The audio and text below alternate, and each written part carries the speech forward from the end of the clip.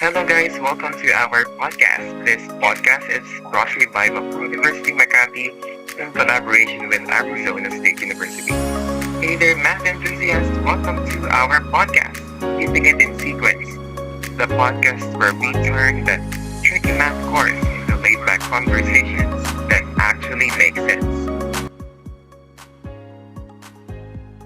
I'm JL, your friendly neighborhood host, and I've got the awesome Monica Canlapan with me, hanging out as my co-host for today. Thank you, JL. So, I'm Monica from BSBA Content. So, buckle up because in this episode, we're diving into the world of sequential patterns with our cool pals.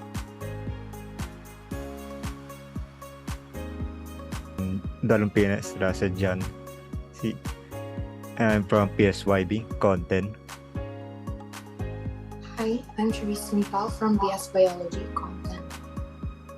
Hi, I'm Dira Galang from DS Biology Content. So hi guys, I'm JL Bataanon from Bachelor of Science in Financial Technology. So, we're gonna chat about all the nitty gritty details. So, spill the beans on what makes sequential patterns tick. And guess what? You've got a surprise waiting for you at the end. Don't bail early. Trust me. You'll want to stick around for the juicy details. Ready to get your math mojo on? Let's do this.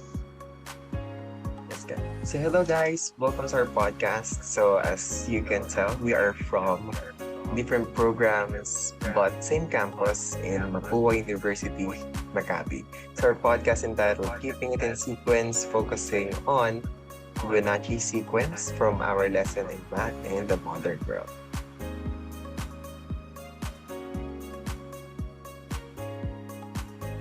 Yeah. So along here we have me, John Leonard, Russell John, Charis Simpao, and the both two lovely girls, Monica Rose and Leira Madi Gala. Okay. So we have topics that we prepared for you guys that may or may not open for discussion in probably future events. So we have three key points for this podcast. Okay, so we will discuss it now. Sorry, let's now. So let's start first with the first key point, Fibonacci sequence, and how does this work?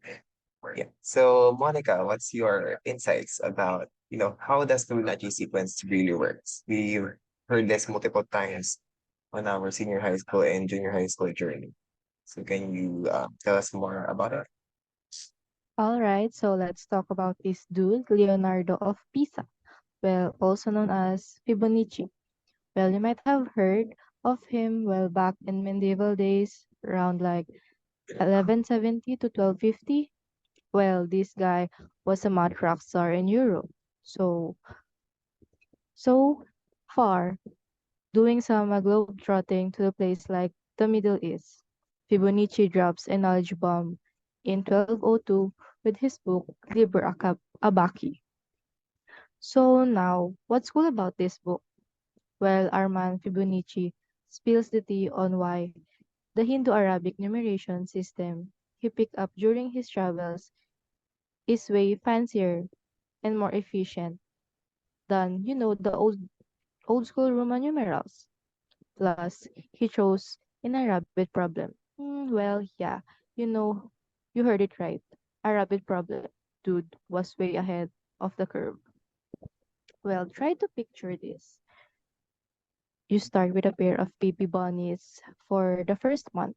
No baby bunnies are made, but from the second month onwards, the original baby bunnies duo pops another bunny duo for every month. And guess what? The cycle continues. No bunny deaths, just a whole lot of multiplying.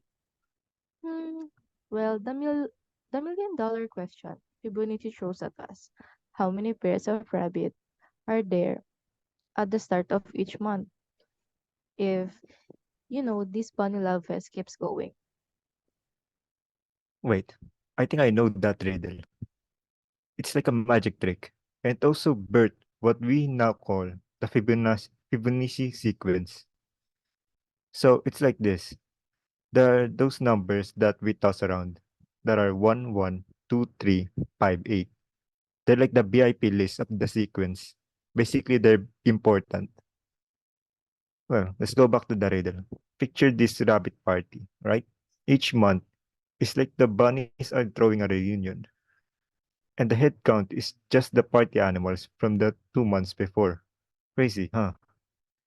So, when you're wondering how many bunnies pairs we got on the 6th month, it's just a guess list from the 4th month and plus the 5th month. In this case, 3 from month 4 plus 5 from month 5. It would equal to 8. Easy, right? Well, now Fibonacci drop a term called recursive definition. It's like the saying each new bunny count relies on the previous 2 months. So, if we label the ninth bunny party number as Fn, the formula is just Fn equals Fn negative 1 plus Fn negative 2. And there you have it.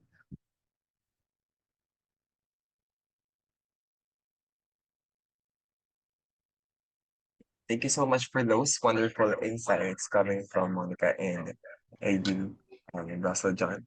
So let's continue more on this topic. Okay. So now we are continuing with the key point two. Thank you so much for the insights from the previous key point. So for the key point number two, we actually have what are some realistic examples that kind of we could relate in our homeland, the Philippines. Yeah, I think Simpao has something to say. Well, now let's bring the Fibonacci sequence down to the local scene in the Philippines. It's not just a map thing, this sequence sneaks into real life scenarios too. Imagine you're checking out the growth of a local plant species. In the first month, you have one sapling. No big deal, right? But then, every month, that little plant gets busy and produces another sapling, just like our rabbit buddies. Now, if you track the number of plants at the start of each month, you might notice a pattern, and voila, you're witnessing the Fibonacci sequence in action. Or how about looking at the reproduction of a particular species of animals in a local ecosystem? If each pair produces another pair every month, you could end up with a Fibonacci sequence showcasing the growth in animals' pairs over time. It's like nature's secret code, hidden in plain sight, influencing everything from flora to fauna. The Fibonacci sequence is everywhere, even in the vibrant landscapes of the Philippines. In the Philippines, particularly in agriculture, the Fibonacci sequence appears in the natural arrangement of pineapple scales. If you look closely at the spiral pattern on a pineapple, you'll notice that it follows the sequence. It's like the nature's way of doing the Fibonacci cha-cha. I would also like to add a very great quote from a local farmer that once shared to me. He said that it's fascinating how the pineapple plants naturally arrange themselves in the spiral pattern. It's like they're dancing to the beat of the Fibonacci, and it's been a traditional part of our farming wisdom for generations. So, like along the beaches of the Philippines, and you see many seashells that often exhibit the Fibonacci spirals. The Nautilus shell, for instance, showcases this mathematical marvel. It's like a little underwater Fibonacci art gallery right in our backyard. Of, well, I remember a marine biologist shared once to me. The Fibonacci sequence is a hidden artist in our marine life. The natural shells with their perfect spirals showcase the elegance of this mathematical dance, and we can observe it right under the water. So it's not just number on paper or any sa- computerized calculations. The Fibonacci sequence is grooving its way into the natural beauty of the Philippines. Yeah, thank you so much for those wonderful insights for Fibonacci sequence in our homeland. I could literally tell that you guys really researched for this specific point. And one thing that I learned is that seashells could actually be an example of a Fibonacci sequence. And so kudos for that, guys. Yeah, thank you so much. Yeah, for the key point number two, we're actually now done and heading for the last key point for this episode. Yeah, which is the key point number three. So, guys, we are in different programs. We are studying on uh, ever evolving mathematical equations that we usually like update every year in Mapua. Mapua is known for its mathematical equations or mathematical teachings. So how would you relate learning a sequential pattern, not just in Fibonacci itself? So how would you relate it in your own college program? Now that we're discussing its exact. So starting with Miss Lyra Marugala. Okay, well, buckle up for this one because learning about sequential patterns in college is like unlocking the secret code to understanding the dance of life. Take my hypothetical college buddy studying BS biology, for instance. So imagine you're knee deep in your biology program, right? You're diving into the intricacies of DNA replication, and then boom, there it is, the Fibonacci sequence making a surprise appearance. So, when you're looking at how DNA strands replicate, the process often unfolds in a sequential pattern, almost like the Fibonacci sequence. The way those base pairs lines up and replicate is like the genetic code doing its own mathematical choreography. The example in BS biology would be the DNA replication. Because as you delve into the microscopic world of DNA, you'll notice the replication process follows a step by step sequence. Each base pair links up with its pattern in a specific order, mimicking a sequential pattern akin to the Fibonacci sequence. As a biology professor might put it, understanding the sequential dance of DNA replication is like the dance of the genetic tango. It's not just science, it's nature's elegant choreography played. So there you have it. From the Fibonacci sequence in DNA to the dance in your life BS biology journey. Who knew math and biology could be such dance partners, right?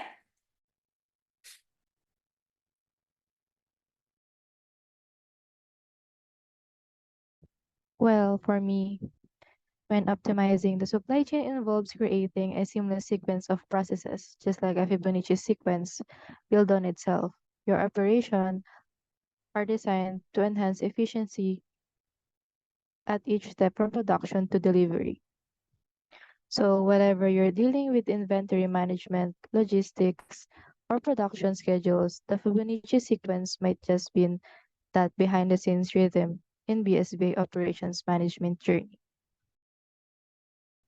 So, for psychology, a psychology professor might say the mind's a tapestry of intricate patterns, and sometimes understanding those patterns is like deciphering a hidden language. The Fibonacci sequence mirrors this innate order within the chaos of human cognition. So, whether you explore memory, perception, or even the dynamics of social interactions, the Fibonacci sequence might be your unsung companion in the BS in psychology journey. Who knew math could have a huge impact even on the psychological side? That's just amazing.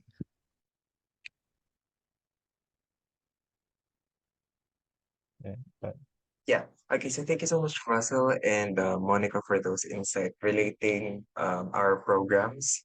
The Fibonacci sequence is much more easier to I mean, like, it's easier to relate and then to understand what's Fibonacci is more to offer about. So for me, in financial technology, we use Fibonacci sequence, particularly with trading or as we say, in markets, in capital markets. So Fibonacci sequence is kind of one of the efficient tools when trading or using capital markets for your uh, trades or day trades. So a lot of things that I really loved about your points is um, not just in the lesson proper in your different programs, but you can adapt it on your professional manners. So you can use Fibonacci sequence in assessing your clients, your patients, and also your tests, for example, in biology, perhaps. Yeah, so thank you so much for those wonderful insight. I hope our listeners learned and found some interesting points that sooner or later they can use it on their professional setting or in just in their daily lives. No? So yeah. One thing that I want to tell before we end is yeah. So sequence is actually it's already there, not just in discussing lessons, not just in Fibonacci sequence doing patterns, but like as a morals in moral setting, sequence or in our attitude or in our attributes when we have different patterns in life and different uh, lessons in life. So there are patterns then, like from your early childhood, your teenage years, your young professional years. It's already there. So Fibonacci sequence already exists in our daily lives. Just like John said, as a biology student, I couldn't even agree more about the Fibonacci sequence that discovers the mesmerizing world of the Fibonacci sequence in today's time. That also captivates the intriguing ideas in our episode that showcase the journey of beauty and wonder of mathematics in sequence. But heads up, time to close out. Thank you for tuning in. If you enjoyed our little discussion on the Fibonacci sequence, follow us to never miss an episode. Remember, mathematics is all around us, waiting to be discovered and appreciated. Stay curious, keep exploring, and until next time, may your sequence always be Fibonacci. At last, keeping it in sync. Thank you.